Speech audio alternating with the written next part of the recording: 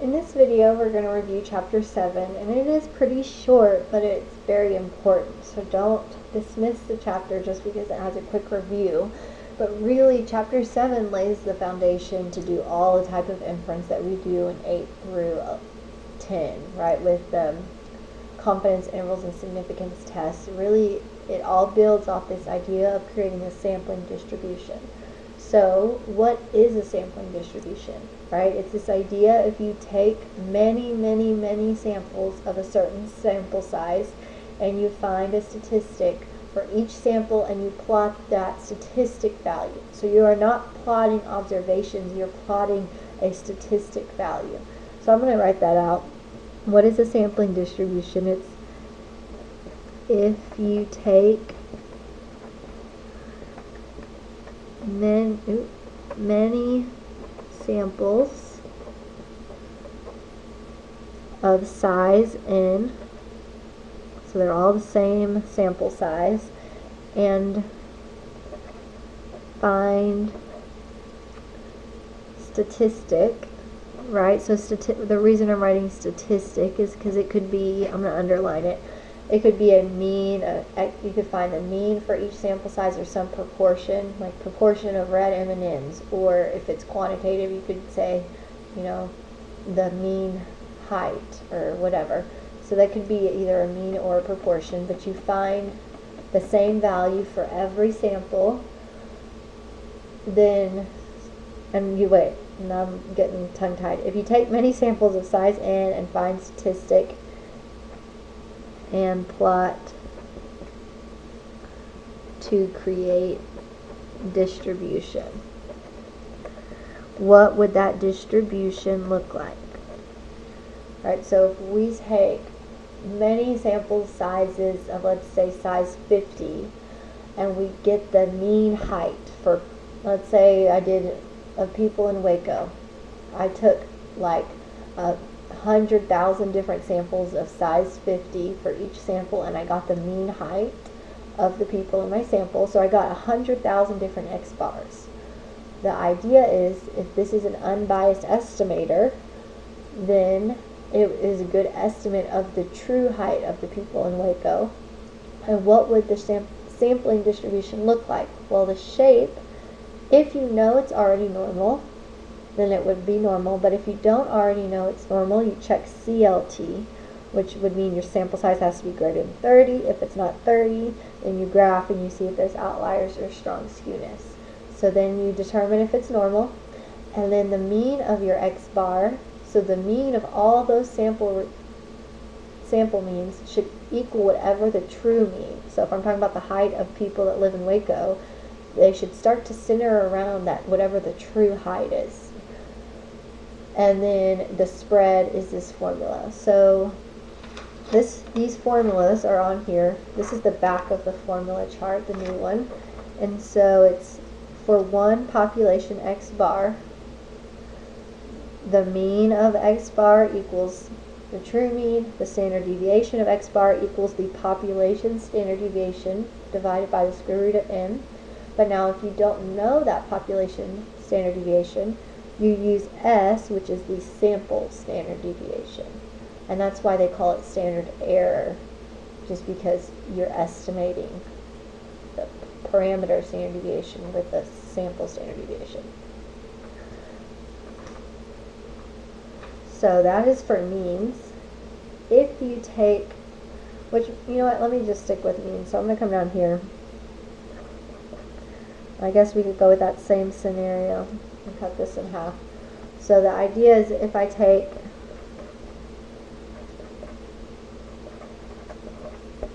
100,000 samples of size n equals 50 of people in Waco. So people in Waco is my population. And record mean height for your sample. So, and then I take all those mean heights for my sample and I put them on a sampling I create a sampling distribution.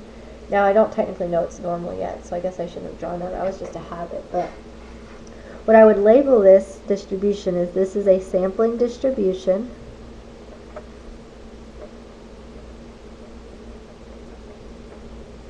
for, and now determine your statistic, because it's mean, it's x bar of for sample size, so for n equaling 50. Okay, then it has to be determined for a specific sample size.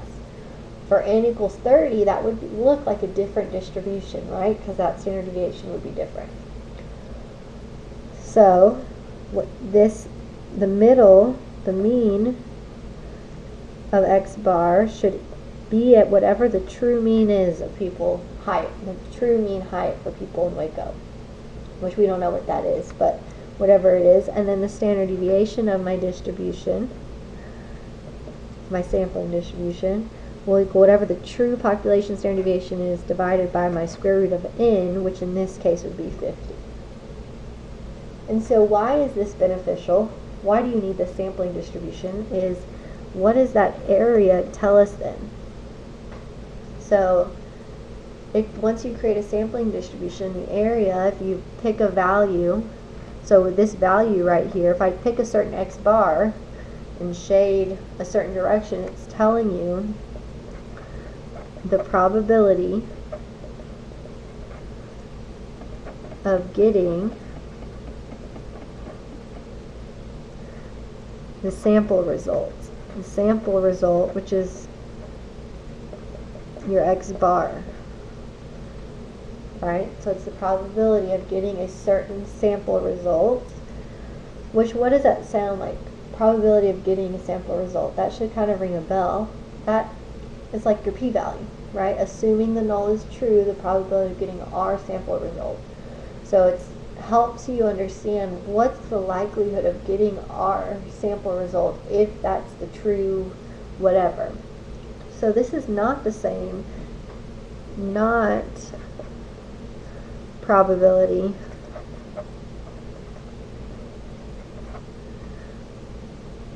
of just one observation. Okay, so this is not the same as saying what's the probability of finding a randomly selected person. Let's say this height right here is 60 inches.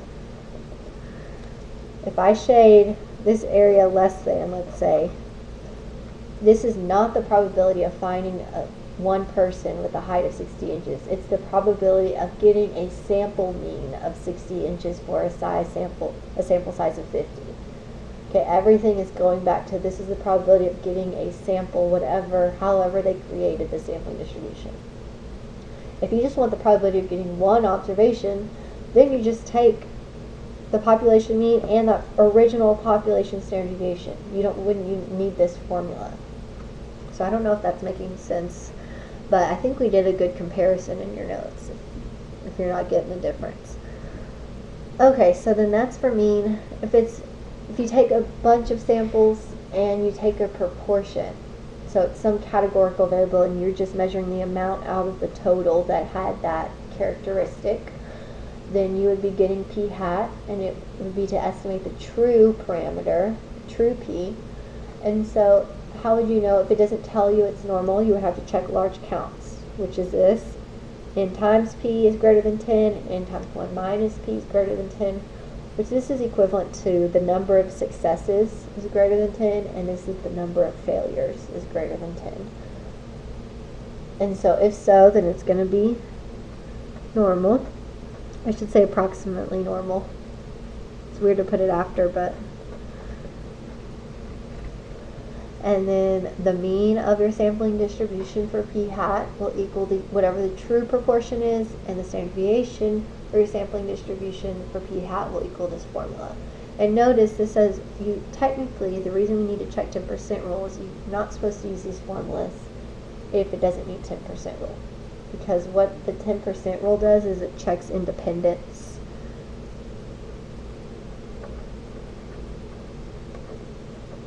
And without independence, those formulas don't work.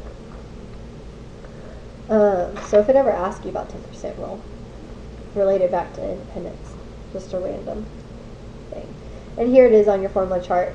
For one population p hat, the mean of p hat equals the true p, and the standard deviation of p hat equals this. And again, if you don't know the true p, then you would have to find the standard error and use your p hat for p.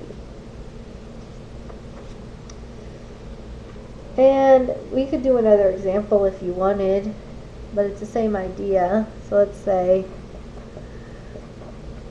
if I take 100,000 samples of size n equals 30, let's say, of people in Waco, and record proportion, and this could be whatever, who have a dog. I just came up with, I don't know why you would care about that, but well, then you would take the proportion that would have a dog and you would create your sampling distribution. So this would be labeled sampling distribution for p hat, since it's proportion, for specific sample size of 30. So if we take a bunch of sample sizes in 30 and we get the proportion that have the hat for each sample, then the mean of all those p hats, they should start to be centered. If you found the mean of all your p hats at whatever the true proportion is, which we don't know what that is again, but the mean of p hat should be centered at that true p. If we check, oh, I didn't check, because my n was 50 over here, if I checked CLT, n was greater than or equal to 30, so it was approximately normal. So over here, to know if it's normal, I need to check large counts. So if I did, oh, well, you know what, I don't know p, so I'm just going to say check well, normally we say LCC, large counts condition, for normal. So pretend we know our p and it was normal, or if we didn't, you would use p hat. And then the standard deviation of all your p hats would be that formula, p times 1 minus p over n. So this again, if these should be proportions, right? So let's say this true proportion was 30% have a dog, and so let's say this is at 0.2 and we shade in, that would give you probability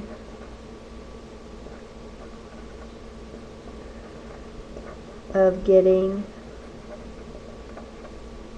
p hat, a sample result. P hat for given sample size. So this is the probability of getting a sample result of 0.2 or less for a sample size of 30. So it's the same idea. It's the probability of getting a sample result, not the probability of a single observation. That's the biggest thing I want to stress in this chapter. This is what you base your p-value on and confidence intervals on, and that's why these seem familiar, like the conditions.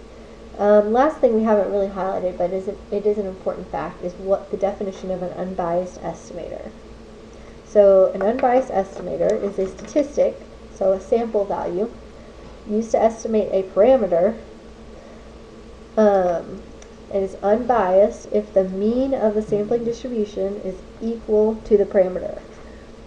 Okay, and that's the only condition. So it doesn't have to necessarily be perfectly normal, but the mean of your sampling distribution has to be equal to its parameter. Here's the mean of your sampling distribution is equal to the parameter. That's what makes mean and proportion unbiased estimators, because of this fact right here. It doesn't, again, doesn't necessarily mean it has to be normal, but it's these facts right here. So, like, let's say this isn't true, but, well, no, I don't even want to write that down because I don't want to write something down that isn't true. But that is what, if it asks about those. I think I put a free response on your online thing that talks about unbiased estimator, so I just wanted to highlight. Don't necessarily worry about the shape as much as is the mean of your distribution equal to the true value. Okay, so I think that's it for chapter 7. So let me know if you'll need help on anything as you're working through these, and y'all have a great rest of your day.